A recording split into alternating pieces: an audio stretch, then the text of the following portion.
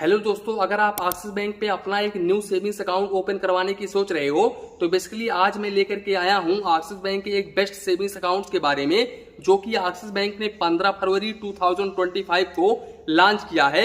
अब इस savings account का नाम है new easy access savings account. आपको पता होगा कि पहले से एक इजी एक्सेस सेविंग्स अकाउंट था। इसके अलावा और भी काफी सारे इजी एक्सेस सेविंग्स अकाउंट्स थे, जैसे कि digital easy access savings accounts, इसके अलावा इजी एक्सेस सेविंग्स अकाउंट्स, इसी easy access silver savings account. तो इस प्रकार का काफी सारे सेविंग्स अकाउंट्स एक्सिस बैंक में थे, लेकिन एक और नया इजी एक्सेस सेविंग्स अकाउंट्स आ गया है जिसका नाम ही है new easy access savings accounts. अब भाई यहाँ पर आपका एक सवाल होगा, ये किस तरीके का सेविंग्स अकाउंट्स है?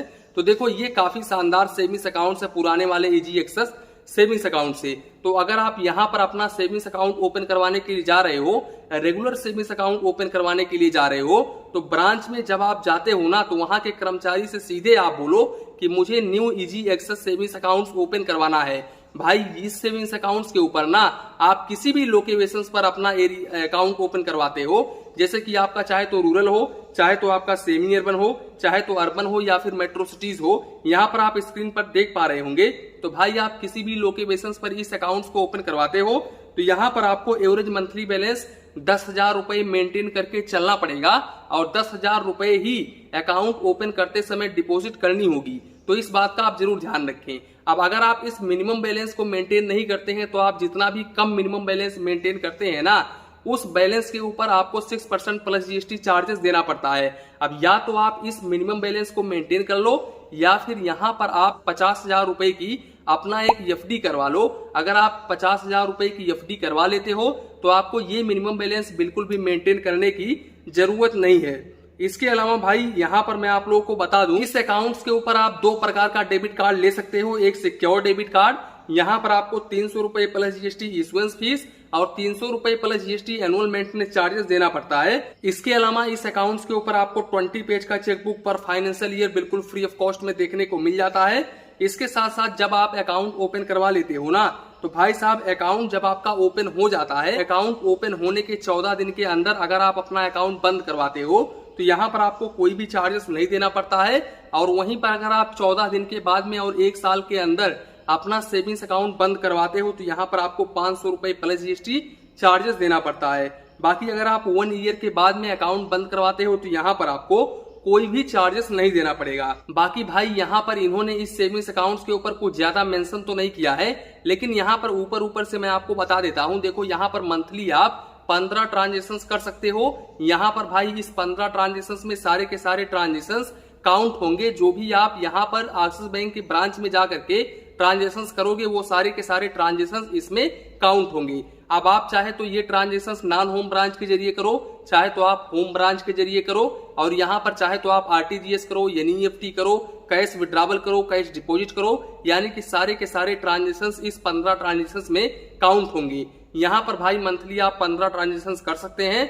अब यहाँ पर अगर आप इस लिमिट को क्रॉस करते हैं तो आपको 75 रुपए plus GST per transaction charges देना पड़ेगा। तो इस बात का आप जरूर ध्यान रखें। इसके अलावा यहाँ पर आपको इस सेविंग्स अकाउंट्स के ऊपर एसएमएस अलर्ट के ऊपर कोई भी चार्जेस नहीं देना पड़ेगा।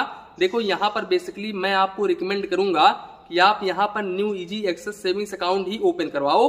पुराना वाला इजी एक्सेस सेविंग्स अकाउंट बिल्कुल भी मत ओपन करवाओ, क्योंकि भाई पुराने वाले इजी एक्सेस सेविंग्स अकाउंट के ऊपर एफडी का कोई भी रूल नहीं है। आप चाहे तो एफडी रखो, चाहे तो एफडी ना रखो, आपको मिनिमम बैलेंस मेंटेन करके चलना ही पड़ेगा। जबकि इस सेविंग्स अकाउंट्स के ऊपर अगर आप 50,000 रुपए की एफडी कर देते हो ना, तो मिनिमम बैलेंस के ऊपर चार्जेस भी नहीं देना पड़ेगा और ना ही तो आपको मिनिमम बैलेंस मेंटेन करके चलना पड़ेगा।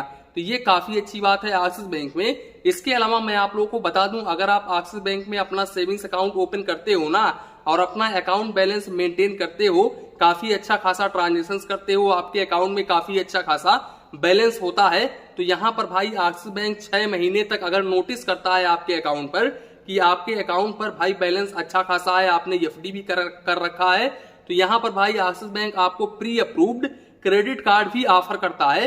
तो इस बात का आप जरूर ध्यान रखें। भाई यहाँ पर एचडीएफसी बैंक और आईसीआईसीआई बैंक से कहीं ज्यादा फास्ट है एक्सिस बैंक। एक्सिस बैंक में आपको प्री अप्रूव्ड क्रेडिट कार्ड काफी जल्दी देखने को मिल जाता है।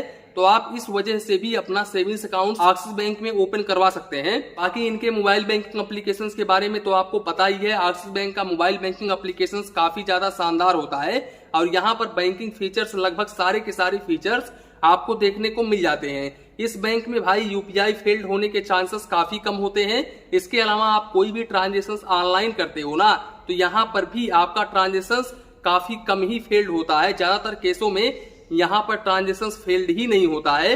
बहुत कम ही केसों में हमने देखा है कुछ लोगों का ही ट्रांजेक्शंस फेल्ड हुआ है, वरना एक्सिस बैंक में ट्रांजेक्शंस फेल्ड होता ही नहीं है।